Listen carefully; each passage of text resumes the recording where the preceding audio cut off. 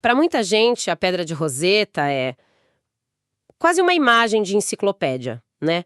Aquela pedra escura, cheia de inscrições, que por 200 anos foi a nossa grande chave para desvendar os segredos do Egito Antigo. Foi a ferramenta que permitiu finalmente ouvir as vozes dos faraós. Mas, e se essa chave, por mais genial que fosse, nunca tivesse aberto todas as portas? E se pedaços inteiros da mensagem tivessem sido literalmente quebrados e apagados pelo tempo? Lacunas que, sabe, gerações dos maiores especialistas do mundo olharam e simplesmente não conseguiram preencher. É aqui que a história ganha um novo capítulo. Um que parece até ficção científica. Usando inteligência artificial, pesquisadores conseguiram reconstruir essas partes que faltavam. Então, a nossa missão aqui hoje é entender como essa tecnologia não só preencheu os buracos, mas revelou uma história completamente nova por trás da pedra. Uma história que muda muito do que a gente pensava sobre o poder no Egito Antigo. Sim, e o ponto central é fascinante. A gente não está falando só de decifrar uma língua, o que por si só já é algo gigantesco. Estamos falando de ir além das palavras, sabe? E entender o jogo político por trás delas.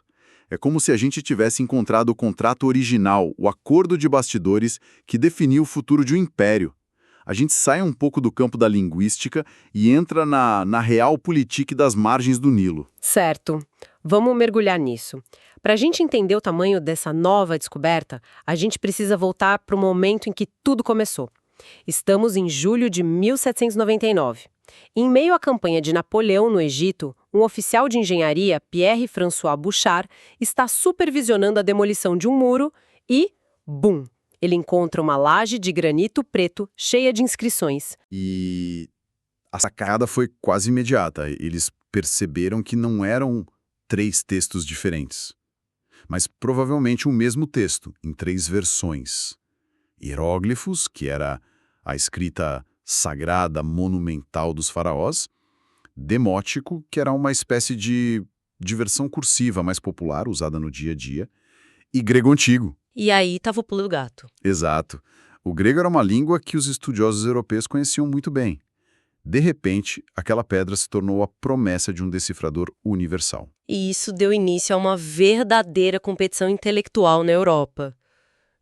Cópias das inscrições foram distribuídas e os maiores cérebros da época se debruçaram sobre o problema. Exatamente. Foi uma disputa acirrada que durou mais de 2 décadas. Tivemos o francês Silvestre de Sacy, o sueco Johan Åkerblad. Eles fizeram avanços importantes do texto demótico, conseguindo isolar nomes próprios, tipo Ptolomeu, Cleópatra. Mas o avanço deles era limitado, sabe? Porque eles ainda partiam da premissa de que aquela escrita era puramente alfabética. Mas teve um britânico que deu um passo além, certo? O Thomas Young. Sim, Thomas Young. Um polímata incrível, médico, físico, linguista. Um gênio. A grande sacada dele foi notar que, no texto em hieróglifos, alguns nomes de reis estavam circulados por uma forma oval, que a gente hoje chama de cartucho. Ele teve o palpite de que aquilo era uma forma de destacar um nome importante. Comparando com o texto grego, ele conseguiu associar os símbolos dentro de um cartucho ao nome Ptolomeu. Então foi ele quem decifrou tudo? Não exatamente.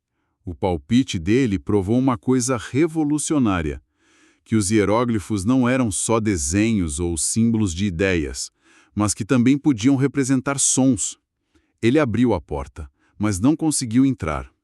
Young estava convencido de que isso só valia para nomes de reis estrangeiros, como os Ptolomeus, que eram de origem grega. Ele não acreditava que o sistema fonético se aplicava à língua toda. E quem foi que finalmente atravessou essa porta? Aí entra o nosso protagonista, Jean-François Champollion, um jovem francês que era obcecado pelo Egito desde criança. A grande vantagem dele era seu conhecimento profundo de copta, a língua litúrgica dos cristãos egípcios, que é a descendente direta da língua falada pelos faraós. Em 1822, ele juntou as peças. Ele provou que o sistema hieroglífico era um misto complexo e genial de fonogramas, que representavam sons, e ideogramas, que representavam ideias. A língua do Egito Antigo tinha renascido. É uma história incrível de genialidade humana. Mas mesmo com a decifração, a pedra em si continuava com um problema físico, visível. Ela estava quebrada. Exatamente. Um grande pedaço do canto superior esquerdo está faltando, e justamente a parte com os hieróglifos, a versão mais formal e sagrada do texto, era a mais danificada. Então, por 200 anos, a gente tinha a chave, o dicionário, mas o livro estava com páginas rasgadas. A história estava incompleta. E foi essa frustração que, 2 séculos depois, abriu caminho para a tecnologia fazer o que o olho humano não podia. Então, por 200 anos, os egiptólogos sabiam que a história tinha buracos. Como se começa a preencher algo que simplesmente não existe mais? Não dá para só adivinhar o que estava escrito ali, certo? Que tipo de tecnologia foi necessária para resolver isso? Olha, o primeiro passo foi olhar para a pedra de uma forma que ninguém nunca tinha olhado antes. Foi o Projeto Pedra de Roseta Digital. A técnica é mais engenhosa do que parece. Pense assim, se você ilumina um objeto de frente, ele parece plano. Mas se você move a fonte de luz, as sombras que se formam revelam toda a textura, cada risco, cada imperfeição. Ah, entendi. Eles fizeram exatamente isso, mas de forma digital. Fotografaram a superfície da pedra centenas de vezes, cada vez com a iluminação vindo de um ângulo ligeiramente diferente. Um software, então, juntou todas essas imagens para criar um mapa 3D da superfície com um nível de detalhe absurdo, na escala de micrômetros. Uau!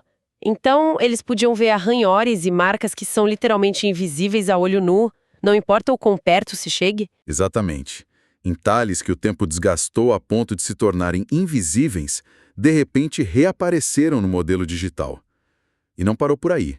Eles usaram também imagens hiperespectrais, que são câmeras capazes de enxergar além do espectro de luz visível. Com isso, encontraram traços minúsculos de pigmento dentro dos sulcos das letras, indicando que a pedra um dia foi pintada. Que incrível! Mas tudo isso ajuda a ver melhor o que ainda está lá. Como a tecnologia ajudou a descobrir o que foi perdido, o que está nos buracos. Como a IA consegue ler o que não existe. Certo. Aí que a coisa fica realmente impressionante. O processo de IA teve 2 grandes etapas. Na primeira, eles treinaram um modelo de aprendizado de máquina para fazer uma única tarefa: identificar e desenhar um contorno perfeito em volta de cada hieróglifo individual na pedra, mesmo os que estavam parcialmente apagados ou quebrados.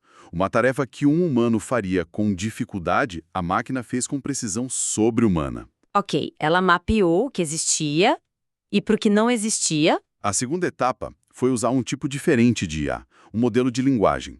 Pense no sistema de texto preditivo do seu celular, sabe? Ele aprende com tudo que você escreve para sugerir a próxima palavra. Agora imagina um sistema desses mais turbinado. Em vez de aprender com as suas mensagens, ele foi alimentado com milhares e milhares de outros textos do Egito Antigo. Ah, que ideia genial! Ele não aprendeu só o significado das palavras. Ele aprendeu a gramática, a sintaxe, as frases mais comuns, a cadência da língua, a lógica de um escriba egípcio. Com todo esse conhecimento, a IA pôde olhar para uma lacuna na pedra de Roseta, analisar o contexto do que vinha antes e do que vinha depois e prever, com um altíssimo grau de probabilidade, quais símbolos deveriam estar ali para que a frase fizesse sentido dentro das regras daquela língua. É como se a IA tivesse aprendido a pensar como um escriba egípcio. Isso por si só já é impressionante, mas eu li nos materiais que havia mais uma peça nesse quebra-cabeça. Sim, e essa peça foi o que transformou uma previsão estatística em uma reconstrução muito mais confiável. Acontece que o decreto da Pedra de Roseta não era uma peça única. O próprio texto grego ordena que cópias daquele mesmo decreto fossem esculpidas em pedra e exibidas em todos os templos importantes do Egito. Então existiam outras pedras de Roseta por aí? Exatamente. Ao longo dos anos, arqueólogos encontraram várias outras estelas, ou seja, lajes de pedra, com versões parciais desse mesmo decreto. Não são cópias idênticas como se tivessem saído de uma impressora, sabe? Cada uma tinha pequenas variações, talvez ajustadas para a realidade local de cada templo. Mas a essência do decreto era a mesma. E para IA isso deve ter sido um prato cheio. Um verdadeiro tesouro. Porque onde a pedra de Roseta está quebrada e uma linha se interrompe, uma outra estela encontrada a centenas de quilômetros de distância pode ter justamente aquele trecho intacto. O que a IA fez foi comparar, de forma instantânea, todas essas versões conhecidas. Um trabalho que um egiptólogo levaria meses fazendo manualmente, com livros e fotos, o sistema fez em segundos, cruzando tudo. Então, o que temos é a tempestade perfeita de tecnologia, a análise visual super detalhada da pedra original, o conhecimento linguístico da IA que pensa como um escriba e a comparação cruzada com todas as outras cópias. É uma espécie de trabalho de detetive histórico em alta velocidade. Precisamente. E o resultado é que eles conseguiram reconstruir quase todo o texto do decreto com um nível de confiança que nunca se teve antes. As linhas que atormentaram os estudiosos por 2 séculos foram finalmente trazidas de volta. Certo, chegamos ao ponto principal. Eles juntaram todas as peças, as linhas perdidas foram restauradas. O que elas nos disseram? O que aprendemos de tão novo assim? Aprendemos que a Pedra de Roseta é muito mais do que um dicionário. Com o texto completo, ela se transforma num documento político vibrante. Essencialmente, o que está gravado ali é um contrato, um acordo de paz entre 2 forças poderosas. Um contrato. Que forças eram essas? De um lado, você tem o jovem rei, Ptolomeu V, que assumiu o trono com apenas 13 anos. O reino dele estava um caos, com rebeliões, ameaças externas. Ele era de uma dinastia grega governando um povo egípcio, então a legitimidade dele era frágil. Do outro lado, você tem o corpo de sacerdotes egípcios, que eram imensamente poderosos. Eles controlavam os templos, que eram donos de terras, controlavam a economia e, o mais importante, a fé e a lealdade do povo. Então o rei precisava dos sacerdotes ao lado dele. O que ele ofereceu? Qual foi o preço dessa lealdade? O decreto detalha isso com todas as letras. É uma lista de concessões. O rei deu aos templos enormes cortes de impostos sobre suas terras e colheitas. Ele perdoou dívidas que os templos tinham com a coroa, libertou prisioneiros, muitos deles provavelmente ligados às revoltas, e prometeu doações generosas de prata e grãos para os templos. Foi um pacote de estímulo econômico e político direto para a elite religiosa. Um acordo bem vantajoso para os sacerdotes. E o que eles deram em troca? Em troca, eles prometeram lealdade total. Se comprometeram a realizar orações diárias pela saúde do rei, a organizar festivais anuais em homenagem ao seu aniversário, à sua coroação, e, crucialmente, a instalar uma estátua do rei Ptolomeu V em cada templo do Egito, para ser adorada junto com os deuses. Era, na prática, uma gigantesca campanha de relações públicas para solidificar a imagem do faraó. Que fascinante! Além desse grande acordo, o texto completo revelou outros detalhes? Sim, pequenos detalhes que humanizam a história. Por exemplo, há menções a atos de boa governança, como o rei ter investido em diques para controlar uma inundação do Nilo e proteger as terras agrícolas. Isso mostra que ele não queria ser visto apenas como um deus distante, mas também como um administrador competente, sabe? Que cuida do seu povo. Espere um pouco. E tem a descoberta sobre qual língua veio primeiro, certo? Isso me pareceu uma mudança de perspectiva enorme. Essa é talvez a revelação mais sutil, mas mais importante. Por muito tempo, a visão padrão era que o decreto foi escrito em grego, a língua da corte, e depois traduzido de forma cerimonial para o demótico e para os hieróglifos. Uma formalidade, né? O que faz sentido, já que a elite governante era grega. Exato. Mas a análise comparativa do texto completo, com todas as suas nuances, sugere fortemente o contrário. A versão em demótico, a língua do dia a dia dos egípcios, parece ter sido o rascunho original. A linguagem é mais direta, mais focada nos detalhes do acordo. Isso vira o jogo de cabeça para baixo. Uau! Então você está me dizendo que a negociação não foi imposta de cima para baixo pela elite grega? Ela foi, na verdade, construída a partir da base egípcia? Exatamente. Sugere que os sacerdotes egípcios chegaram à mesa de negociação, ditaram seus termos na sua própria língua, e a versão grega foi, na verdade, a tradução oficial para a corte. Isso mostra que o poder deles era muito maior do que se imaginava. Eles não estavam só aceitando um decreto real, eles estavam ativamente moldando a política do reino. A parte egípcia não era simbólica, era o coração do negócio. Isso muda tudo. A pedra deixa de ser um símbolo da conquista grega sobre o Egito e passa a ser um símbolo da resiliência e do poder de barganha da cultura egípcia. Precisamente. Essa mudança de perspectiva é o grande ganho. Por séculos, vimos a Pedra de Roseta como um monumento à genialidade humana de decifrar códigos, e ela é tudo isso. Mas a história que a IA nos ajuda a ler hoje é mais profunda, mais humana. Mostra que por trás dos deuses e faraós havia gente de carne e osso com preocupações muito reais. Política, dinheiro, negociações, alianças, a luta constante para manter um reino unido. E a inteligência artificial, nesse caso, não age como uma substituta para o historiador. Ela se torna a ferramenta mais poderosa que ele já teve. Não é que a IA seja o historiador, é que ela deu ao historiador uma espécie de lupa digital capaz de ver através do véu do tempo. É uma ótima analogia. Ela nos permite ouvir não apenas o que foi gravado na pedra, mas também o que foi sutilmente apagado ou quebrado. E ao fazer isso, nos devolve uma imagem mais completa, mais honesta e, no fundo, mais humana do nosso próprio passado. A pedra não é só sobre uma língua perdida. É sobre o equilíbrio delicado entre poder, religião e economia. Um drama que se repete em toda a história humana. Isso nos deixa com uma reflexão interessante.